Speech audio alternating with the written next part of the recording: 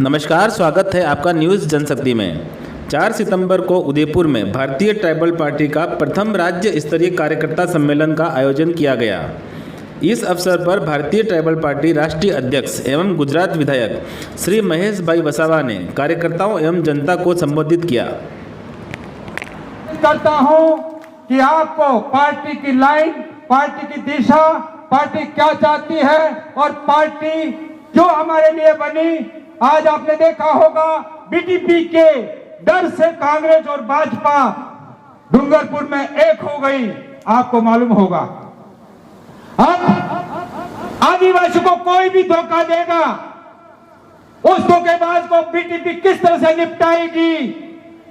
जो लोग हमको कहते हैं और हमारे बीच में कहते हैं कांग्रेस बीजेपी एक हो गई, लेकिन हमारे भी कुछ लोग जीतने के बाद आदिवासी समाज को ठेंगा देकर के भाग गए हैं, उनका भी जवाब बीटीपी देगी। मैं इसी आशा विश्वास के साथ माननीय वसावा जी का स्वागत करता हूं, अभिनंदन करता हूं। देखो देखो कौन आया, अरे देखो देखो कौन आया, माननीय वसावा जी।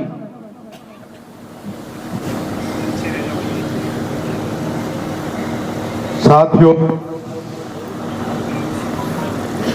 आज राजस्थान के अंदर 4 तारीख को जो कार्यकरों का अधिवेशन चल रहा है, जो अधिवेशन बुलाया गया है, इस अधिवेशन में पहले तो हम सबका स्वागत भी करते हैं और साथ ही स्टेज पे बैठे हुए बीटीटीएस के जो अध्यक्ष हो, दूसरे पद पर हो, सभी का हम स्वागत करते हैं। और समाज से आए हुए हमारे बीटीपी और बीटीटीएस की विचारधारा के साथ जुड़े हुए मेरे अकेला हम शेर नहीं हैं, आप सभी लोग शेर हैं, तो आपका स्वागत करता हूं। और हमारी समाज की शेरनियां भी अभी बाकी है, आने में है जरूर। तो खास करके आज के अधिवेशन में हमारे राजस्थान के जो प्रदेश अध्यक्ष हैं डॉक्टर वेलाराम जी गोगरा जी, साथ में कार्यकारी अध्यक्ष, आयोजक एक्स एमएलए देवेंद्र कटारा जी, साथ ही हमारे कार्यकारी अध्यक्ष बीटीपी के प्रवीण कुमार परमार, साथ ही मंच पे बैठे हुए कई मेरे चुने गए लोग तहसील के सदस्य हैं, कहीं सामने बैठे, कहीं साथ में बैठे, कहीं जिला के प्रत्याशी होंगे, कहीं जिला के चुने गए, कहीं विधानसभा के प्रत्याशी रहे आगे और लोकसभा के प्रत्याशी रहे। जैसे हमारे यहाँ राजस्थान के अंदर सबसे ज्यादा कुछ चहल पहल और ज्यादा एक्टिविस्ट सानवाल जी, जो बहुत दौड़ के काम करते हैं, ज्यादा ये करते हैं, तो इनको भी हम मोटिवेट करते हैं और सभी लोग दौड़े। और दूसरी बात, जो गुजरात के अंदर से करके राजस्थान के अंदर जो बीटीटीएस आ रहा है, बीटीपी शायद डूंगरपुर, उदयपुर, बांसवाड़ा इसमें पहले थी। बीटीटीएस तो पूरा पश्चिमी राजस्थान के अंदर छा गया है अभी। और बीटीटीएस एक संगठन है और हमारे जो बीटीटीएस के अध्यक्ष है राजकुमार कटारा जी, इनको भी याद करते हैं। साथ में इनके साथ जो तहसील जिले के सब ओहदेदार और नक्शा भील जी, जीतू राणा जी, साथ में हमारे पार्टी के राष्ट्रीय उपाध्यक्ष बीटीपी के अंबालाल यादव जी, साथ में हमारे राष्ट्रीय प्रवक्ता अशोक भाई जी, हमारे साथी, हमारे जो है हमारे महिलाओं के अंदर से हमारे एक सदस्य और हमारे कार्यकारी सदस्य रहे पार्वती जी, और सभी साथी, और जो लड़ाई लड़ी है, जो बिरसा जी ने लड़ी है, वो लड़ाई आज भी जारी है।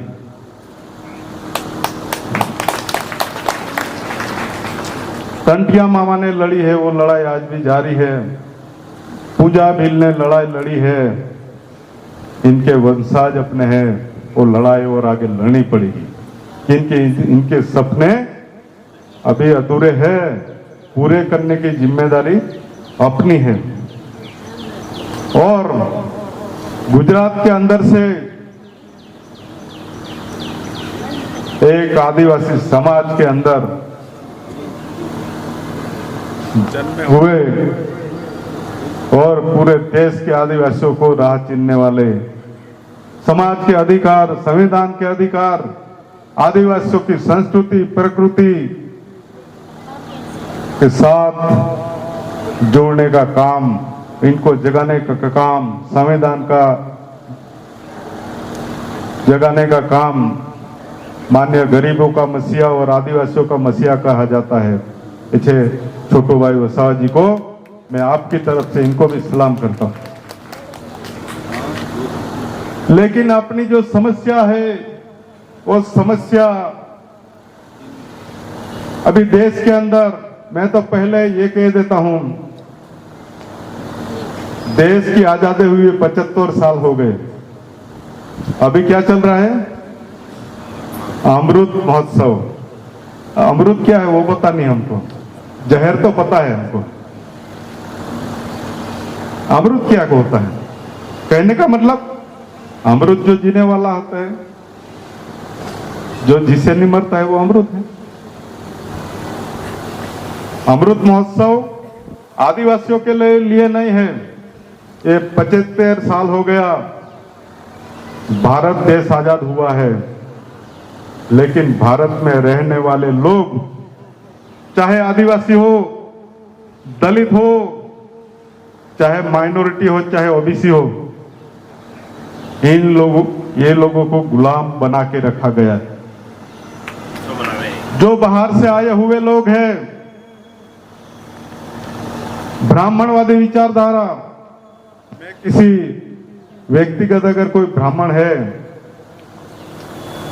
इसका विचार नहीं, अगर इसका विचार जैसे हम आदिवासियों को नक्सलवाद बोलते हैं, हर आदिवासी नक्सलवाद है क्या?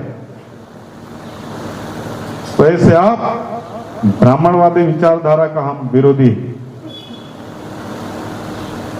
पूरे देश के अंदर ब्राह्मणवादियों ने शासन चलाया है, 5000 साल से आए हुए। लेकिन आजादी की पहली मैं बात करता हूं, अंग्रेज लोग आए यहाँ पे। वो अंग्रेज कैसे थे? इंग्लैंड के गोरे चामड़ी वाले थे, गोरे। समझ में आ जाता है ना? अगर उदयपुर के अंदर अभी भी कोई आता है बाहर से, हाँ, तो इसकी चमड़ी और इसके बालों से पता चल जाता है कि बाहर का लोग है। लेकिन ये 5000 से अंदर घुसनखोरी हुए हैं, जैसे अपने काली चमड़ी वाले जो आज देश के अंदर शासन कर रहे हैं, हाँ, तो वो ब्राह्मणवादी लोग हैं। जो 3% है, 3.5% लोग हैं, वही शासन में बैठे हुए हैं। इसको भी पहचानना जरूरी है ना, हाँ? जब तक दुश्मन को पहचानोगे नहीं, हर बार आप शिकार होते जाओगे और मरते जाएंगे हम। ये जो काली चामली वाले लोग हैं वो इस भारत के मूल लोगों को लूट रहे हैं।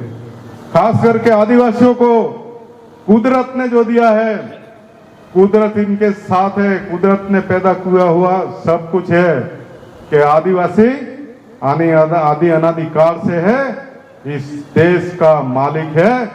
वो पूरे देश के कुछ जज भी बोल रहे हैं, कहीं संविधान के कोई राज्यपाल भी बोल रहे हैं, और सभी ये एविडेंस है कि आदिवासी यहाँ का मूल मालिक है।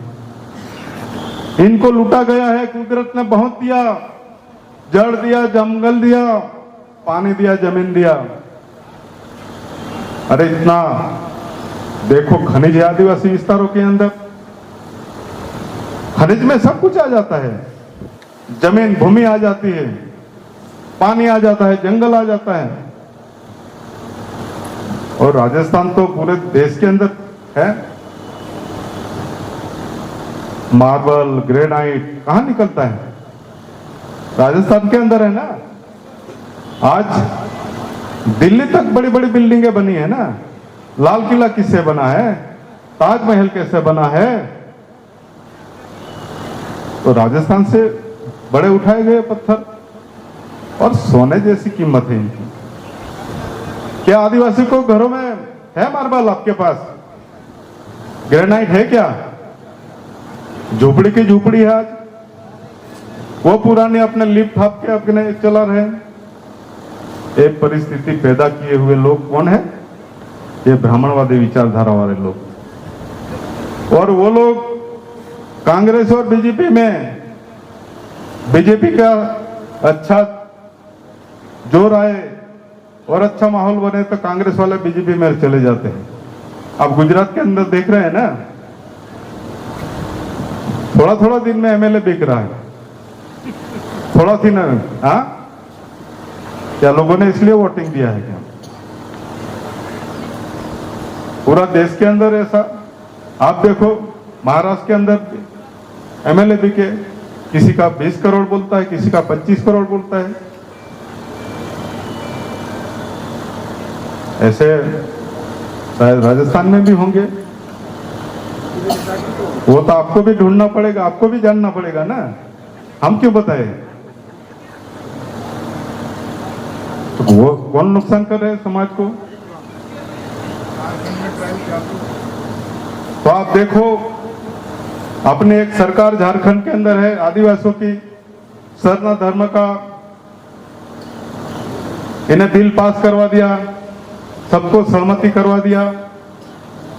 आप देखो, दूसरा आदिवासी धर्म कोड के लिए लड़ाई चली है पूरी।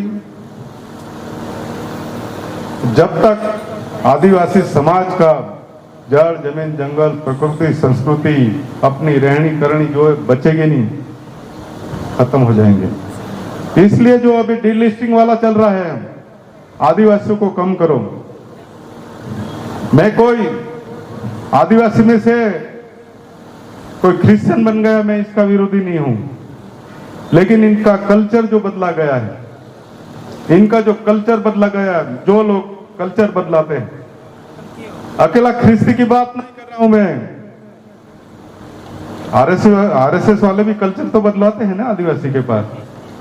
भगवा पहन लिया तो क्या हो जाएगा? हाँ, भगवा पहन लेगा तो हिंदू हो जाएगा।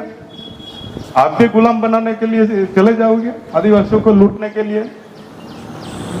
इसी संदर्भ में देखो आप, आरएसएस का काम क्या है, बीजेपी का क्या काम है।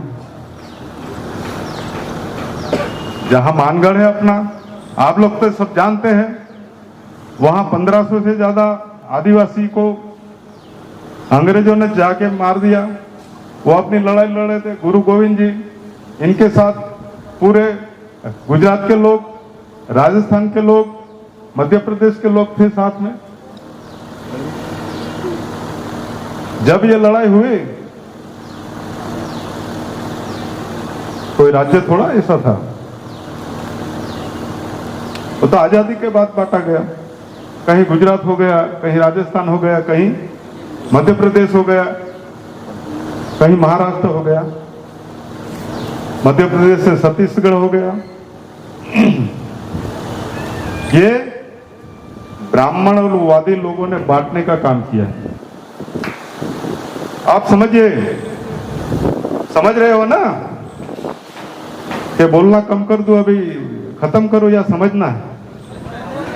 समझना है ना। जब तक समझेंगे नहीं तो लड़ाई अधूरी रह जाएगी।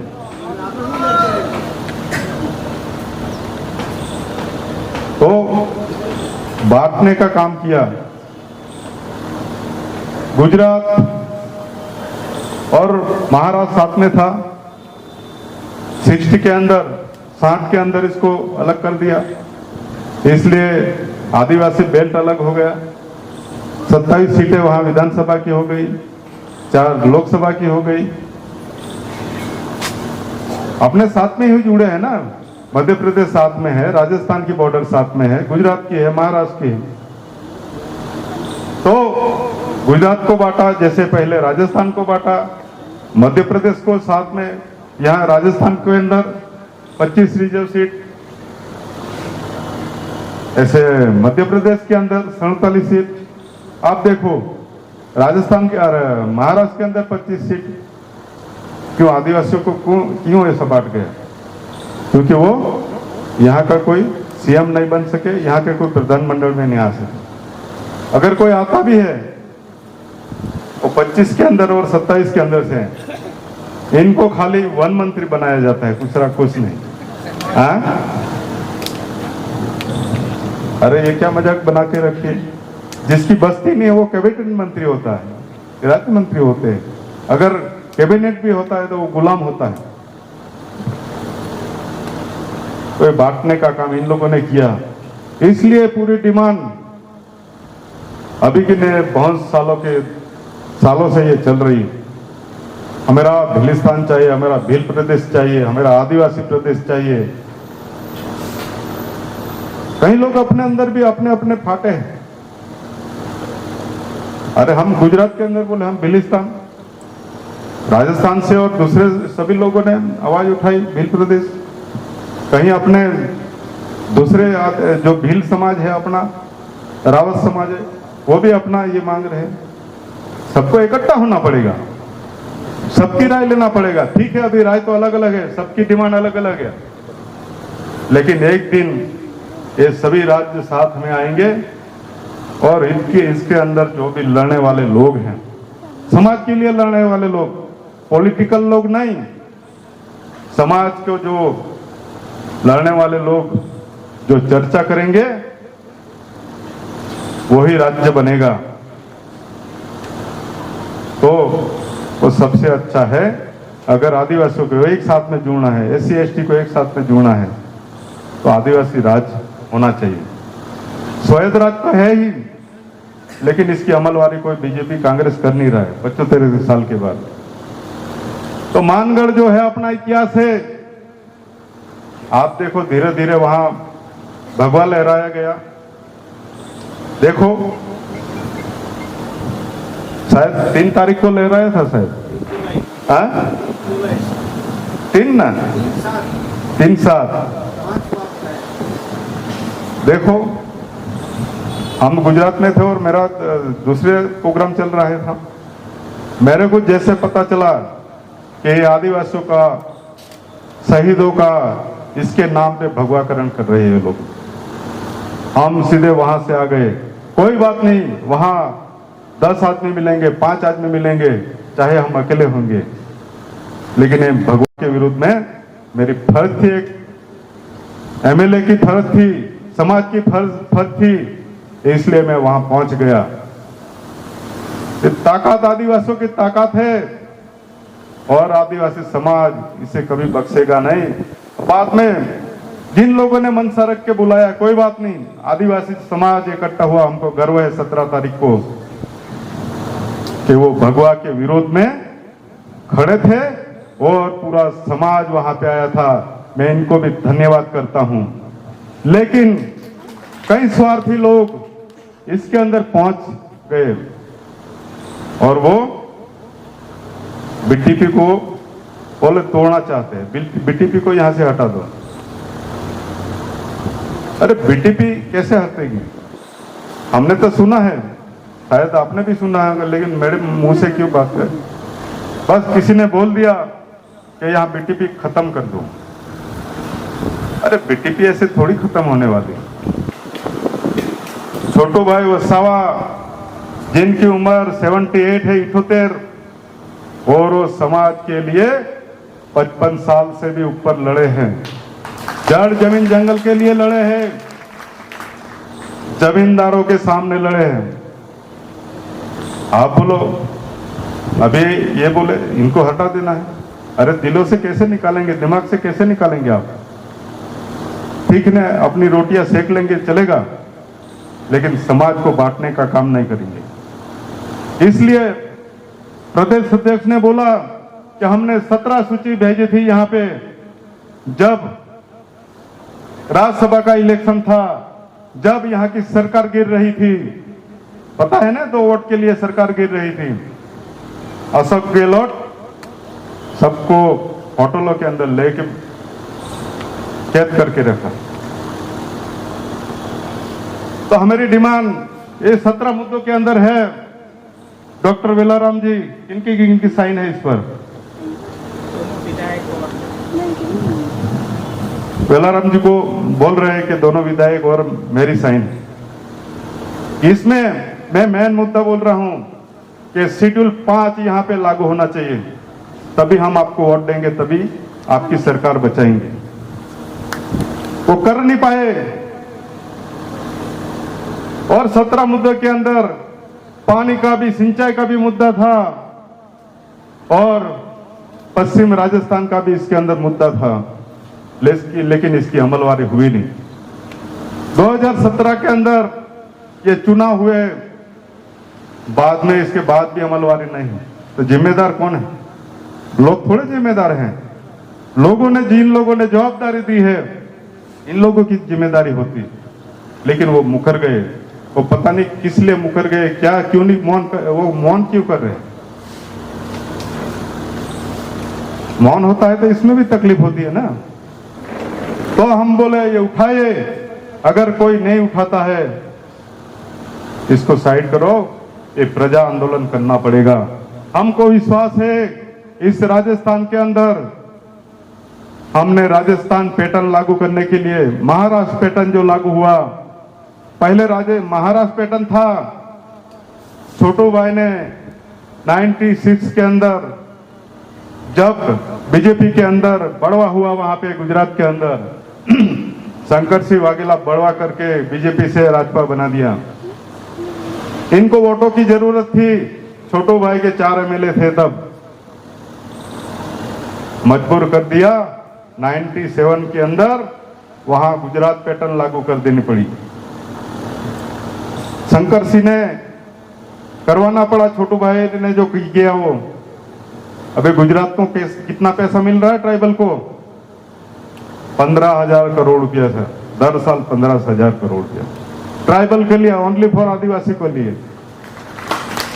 लेकिन फिर भी वहां सरकारें आदिवासियों का बजट पूरा खा जाती। टोटल कॉन्ट्रैक्टर दूसरे लोग वहां का पैसा दूसरी जगह पे, बड़े बड़े रोडों पे डाल देते हैं। पैसा गुजरात में आदिवासियों के लिए आता है, और भवन बनता है दिल्ली के अंदर। गर्वी गुजरात, क्या कभी वहां का आदिवासी देख पाएगा? ठीक है, हम तो एमएलए है तो कभी जाएंगे, लेकिन जाके भी हमको तो दुख लगेगा, साला मेरा पैसे का लोग, ये आदिवासियों का पैसे का पसीना यहाँ पे। तो ये बात है। हम राजस्थान के अंदर भी हमारा प्रस्ताव के अंदर है, ये पढ़ लेना, अभी की नहीं, जब भी हमने डिमांड किया था, वेलाराम जी के लेटर पैड पे है कि यहाँ राजस्थान पैटर्न लागू करो। अगर सरकार बचानी होती गहलोत को, तो राजस्थान पैटर्न लागू करने में कोई इसको दिक्कत थी क्या? है? तो वो आदिवासियों को फायदा होने वाला था, जो भी बस्ती के हिसाब से 12-15 हजार करोड़ रुपया तो आने वाला था। लेकिन अपने ही लोग अंदर फूट जाते हैं तो तकलीफ हो जाती है। फिर तकलीफ किसको हुई? बीटीपी को नहीं हुई, तकलीफ हुई यहां राजस्थान की जनता को। पीछे जाने की काम, इनका विकास का जो पैसा मिलने वाला था वो पूरा इस सरकार ने लागू नहीं किया इसके अंदर, तो सबसे बड़ी ये। तो ये लड़ाई लंबी है और सबसे आदिवासी ही पछात है, गरीब है। मेरे आदिवासी समाज आज भी राजस्थान से काम पे जाते हैं, अहमदाबाद जाते हैं, सूरत जाते हैं, बम्बई तक जाते हैं, वहीं बेचारा पे अत्याचार होता है। कहीं हमारी लड़कियां, छोटी छोटी उम्र की लड़कियां वहां जाती है, अरे यहाँ से कोई जाके बेच देते हैं, कोई कोई यहाँ से दलाल लोग होते हैं, वो बेच के इसको गंदे धंधे में लगा देते हैं। गुजरात के अंदर भी ऐसा हो रहा है, आदिवासी की लड़कियां खरीदी जा रही ना। जो मूढ़ीवादी लोग हैं, जो बिन आदिवासी, जो पैसे वाले दूसरे लोग हैं, 50,000 के अंदर, लाख के अंदर, 1.5 लाख के अंदर खरीद रहे हैं लोग। मुर्गी बिकती है तो सही है, अगर बकरा बिक जाए तो सही है, लेकिन कोई इंसान और लड़की बिके तो कही है सही है क्या? नहीं ना। तो मेरी माँ बेटी बिकती है ना, मेरी माँ बिकती है, मेरी बेटी बिकती है, चाहे कोई भी। क्यों सब लोग हिंदू बोल रहे थे, आप अपनी लड़कियां क्यों हमारे लड़की के साथ नहीं दे रहे? कोई बात नहीं, एक तुम दो, एक हम देंगे, अगर जो मानते हो तो। लेकिन आदिवासी हिंदू है ही नहीं, वर्ण व्यवस्था के अंदर है ही। वो तो वर्ण व्यवस्था तो पहला ब्राह्मण, दूसरा क्षत्रिय, तीसरा वैश्य मतलब वाणिया, और चौथे के अंदर सब आते हैं पटेल जो है। हम कहां पे हैं? हमको तो बिल्कुल कचड़ के रखा है, एससी एसटी को कचड़ के रखा है। तो ये वर्ण व्यवस्था पे देश चल रहा है, संविधान पे नहीं है। अगर संविधान से देश चलता तो आदिवासियों की आज हिजरत यहां से रोटी के लिए नहीं करनी पड़ती, गुजरात में जाने के लिए हिजरत नहीं करनी पड़ती, वहां जाने के लिए, बम्बई जाने के लिए। और हमारी बेटियां, जमीनें, हमारी संपत्ति आज नहीं बिकती। इसलिए हमको यहाँ पे ग्राम सभाओं को पूरा जागरूक करना है। हमेरा गांव हमेरा राज, हमेरा गांव हमेरा राज। और इस गांव के अंदर जो सत्ता दी गई है, ग्राम सभा को दी गई है, अगर हमारी पंचायत के अंदर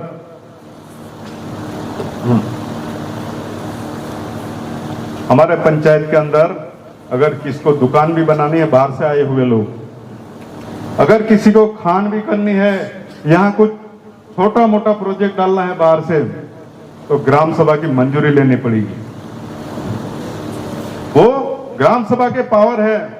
लेकिन देखो ये कांग्रेस और बीजेपी वाले जो मूढ़ीवादी लोग हैं, पूरा एरिया बेच के खा गए। अरे यहां कितनी मार्बल की खदान है, ग्रेनाइट की खदान है, पत्थरों की खदान है, दूसरी कहीं रेत है, रेत की खदान है। आदिवासी कितने लोग मालिक है इसके? मतलब है किसी का ये खदान है कोई आपका? ऐसे एसटी का कोई मालिक है? सब वो वर्ण व्यवस्था वाले आ गए ना, पत्थर निकाल रहे हैं सब। वो कहां बिक रहा है? अपना सोना है, सोना, काला सोना नहीं, पीला सोना से भी और अच्छा सोना है।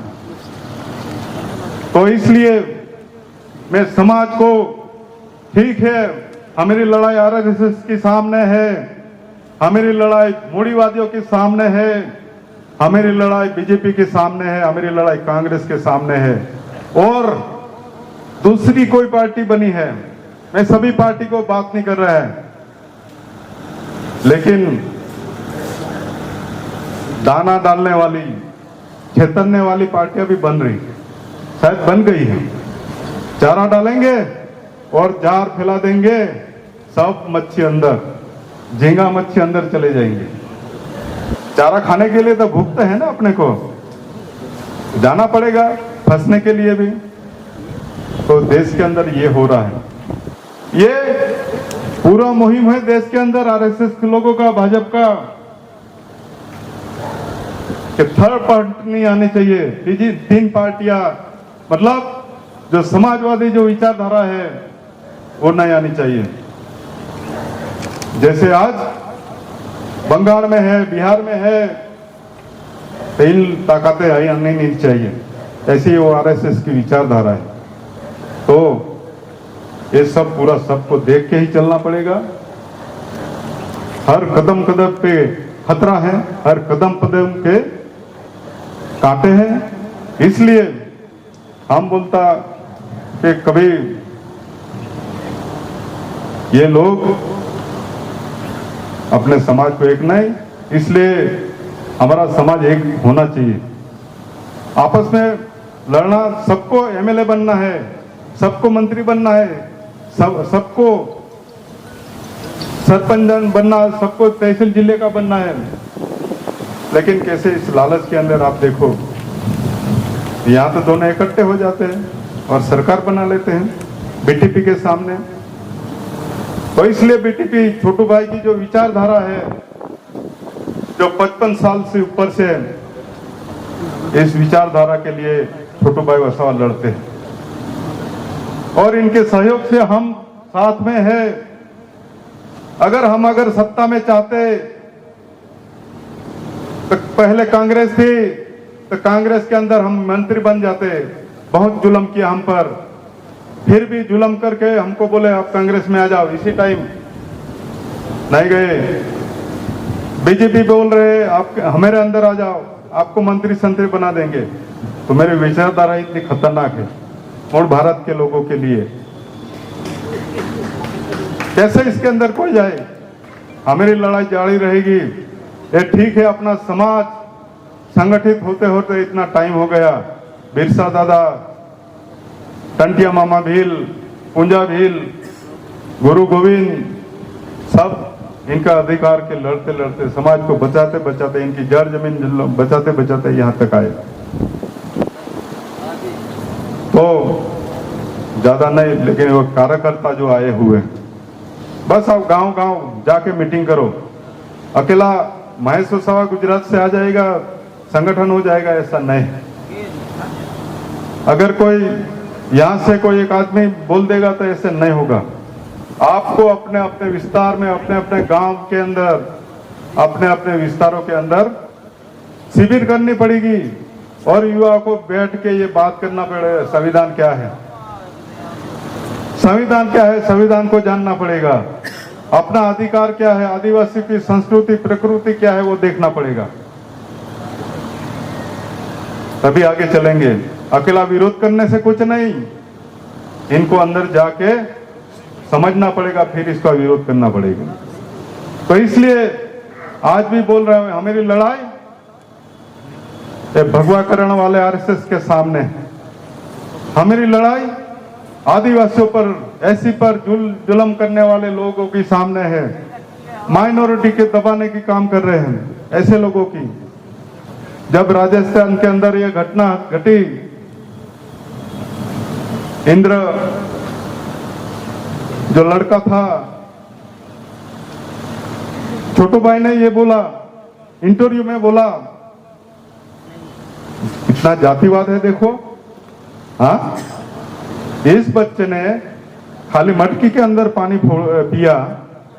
छोटू भाई ने स्टेटमेंट दिया पत्रकारों को, अगर ये पानी खराब हो गया, अगर आदमी को आप कितना नीचा मान रहे हो, तो मटकी का पानी डाल देना चाहिए, कहा तो अगर मटकी भी ये हो गई तो मटकी फोड़ देना चाहिए। लेकिन इस लड़के को मारने की क्या जरूरत है, इसकी हत्या करने की क्या जरूरत है? हाँ, तो सोच कितनी बड़ी है इनकी, कितनी खराब सोच है, बड़ी नहीं है, गंदी सोच है ऐसा लोगों को। इसलिए हम एससी एसटी ओबीसी माइनॉरिटी सब साथ में मिलके सत्ता में आएंगे, आज नहीं तो कल। आप देखो पूरा देश, अगर ये जनता जिस दिन जाग जाएगी, 85% लोग जाग जाएंगे, आदिवासी समाज जाग जाएगा। आप देखो श्रीलंका का तो इतिहास देखा ना, राष्ट्रपति को अपना बंगला छोड़ के जो भाग जाना पड़ा, वड़ा प्रधान को भाग जाना पड़ा। यही अब ये इराक के अंदर हो रहा है। शायद धीरे धीरे भारत देश के अंदर जो महंगाई बढ़ रही है, महंगाई बढ़ रही है, पेट्रोल डीजल शाक भाजी सब्जी, और आर्थिक परिस्थिति, गरीब लोग गरीब होते जा रहे हैं। अगर कभी ऐसी परिस्थिति आ जाए, जिस दिन ये परिस्थिति पैदा होगी, तो जो अभी बन के बैठे हैं ना, इनको भी ये भारत देश छोड़ना पड़ेगा। और इनको पता है कि एक दिन हमको जाना पड़ेगा। मैं राष्ट्रपति जी का सम्मान तो करता हूं आदिवासी तरीके से, और एक आदिवासी समाज से बढ़ के भी एक आदिवासी समाज की सेवा करने एक महिला राष्ट्रपति है। हमने भी सोचा चलो, हम तो कोई पार्टी के साथ ये नहीं था, आदिवासी समाज है, चलो कोई बात नहीं, समाज को कुछ ये काम करेंगे, हम बोलेंगे ठीक है, हमारा पवित्र और कीमती मत इनको दिया, हम तो खुले में बोलते हैं। लेकिन अभी बना के जो पर्दे के पीछे जो काम करेंगे, तो सबसे ज्यादा नुकसान होगा। अगर महिला और हमारे आदिवासी होके अगर आदिवासियों की चिंता है, तो जरूर हमारा आदिवासी संविधान जो है और भारत के मूल लोग जो है, इनकी रक्षा करनी चाहिए। तो हम ये मांग करते हैं, और यहाँ की जो सरकार है, इनको भी हम बीटीपी की तरफ से, आदिवासी समाज की तरफ से, बीटीटीएस की तरफ से जो हमारी डिमांड है वो रखे और इनकी अमलवारी करे। राजस्थान पैटर्न यहाँ लागू करे, जैसे आदिवासियों का बजट आए। अगर नहीं है तो आप भी बॉर्डर पे हो। इन सरकार को बोल रहा हूं जो अभी है, कांग्रेस सरकार, गहलोत की सरकार, ऑक्सीजन पे आप भी ठीक है, किसी ने ऑक्सीजन दे दिया तो बच गए। पहले वो बोले थे, फर्स्ट टाइम हमारा जब ये था कि बीटीपी तो बुलबुले है, मुख्यमंत्री जी का स्टेटमेंट था। इनको पता था कब भी फूटने वाला है, क्योंकि अपने लोग इसके साथ पहले से मिले हुए थे। जब चुने गए अशोक गहलोत और वो क्या नाम इसका दूसरा, सचिन पायलट का डिस्प्यूट हुआ मुख्यमंत्री बनने के लिए, इसी दिन फ्लाइट से वो हमारे लोग वहां पहुंच गए जयपुर के अंदर। अरे वाह, हमको भी पता नहीं है, वेलाराम जी को पता नहीं है। हाँ साथ में है। हाँ आप देखो पूरी कितनी साजिश थी पहले से। तो बाद में हमने बहुत इसके पीछे ये बोले, यहां तक आए, इसको यहां तक लाए, तीसरे दिन वापस भाग गए और लालच आ गई ज्यादा, और भागो। जो भी है, सत्ता की भी लालच होती है, दूसरी सब कुछ लालच में आता है। तो इसलिए ये बीटीपी की छोटू भाई की विचारधारा तोड़ने के लिए ये काम कर रहे हैं। ये बीजेपी, कांग्रेस और मूढ़ीवादी लोग, आपका ही पैसा है, करोड़ों अरबों रुपया इसके अंदर डाला हुआ है, वही यहाँ थोड़ा बहुत खर्च कर रहे हो और आदिवासियों को तोड़ रहे हैं। तो ऐसा होना नहीं चाहिए। हम बहुत आप लोग आज बैठे, ठीक है, ये आदिवासियों का, अपना समाज का, SC/ST समाज का, ये बीटीपी का आज कार्यकरों का अधिवेशन है। सब दूर दूर से आए, हर अलग अलग जिले से आए हुए, सभी मेरे बीटीपी के होद्देदार, बीटीटीएस के होद्देदार और सभी सम्मान्य समाज के आगेवान, SC/ST OBC माइनॉरिटी और समर्थन करने वाले लोग, समाज की हमारी महिला है वो सपोर्ट करने के लिए आए हैं। और दूसरी एक बात मैं बोल देता हूं, इसको क्या बोला जाता है जो हमको पहनाया गया है, मेवाड़ का सम्मान। पागड़ी बोलते हैं ना, तो पागड़ी को तो बचाना पड़ेगा ना, है संस्कृति पागड़ी जो हमारे पूर्वज बैठे हैं पहन के, हम तो शायद पहना ही गई हमको, लेकिन वो तो कायम पहनते हैं ना, तो हमारा समाज पहनता था, वो इनका रीजन है आप तड़के के अंदर बचने के लिए, समाज के ये करने के लिए। लेकिन जो टोपी वाले आए हैं ना, टोपी वाले, इसलिए पागड़ी को बचना चाहिए, पागड़ी को बचाना पड़ेगा। ये टोपी, जो टोपी वाला है ना, वो बहुत खतरा है ये समाज के लिए, पागड़ी वाले के लिए, ये समझ लेना। जो भी टोपी है काली, आरएसएस की भी और भगवा वाली, हाँ तो वो कलर तो है ना अलग अलग, लेकिन है कि अरे सब जो भी है, लेकिन पागड़ी वाले को बचना चाहिए और बचाना चाहिए। ये छोटू भाई ने इस दिन इंटरव्यू में बोला, मतलब ये बोला था कि पागड़ी वाले को टोपी वाले से बचना चाहिए और बचाना चाहिए। इसी के साथ आज जो प्रोग्राम जिसने हमारे बीटीपी तरफ से सब मिल के ये प्रोग्राम बनाया, सभी को मैं पूरा धन्यवाद देता हूँ। सभी SC ST समाज के लोग, चाहे इंजीनियर हो, डॉक्टर हो, एडवोकेट हो, सभी यहाँ पे पधारे हुए हैं। स्टेज पे सभी लोग हैं, BTTS के लोग हैं, BTP के लोग हैं। सभी को मैं फिर से, आज इतनी गर्मी के अंदर भी आप बैठे अपना समय दूर दूर से निकाल के आए हैं, तो सभी का हम आपका स्वागत भी किया करते हैं राजस्थान के अंदर और उदयपुर के अंदर। साथ में साथ का आपको जय जोहार भी करते हैं और आपका आभार भी करते हैं। तो हम सूत्र बुलाएंगे। जय जोहार का नारा है, जय जोहार का नारा है, एक तीर एक कमान, एक तीर एक कमान, जय भील प्रदेश, जय भील प्रदेश, जय आदिवासी प्रदेश। सब मूल निवासी को भी जय तो बोलना पड़ेगा। जय मूल निवासी, जय मूल निवासी।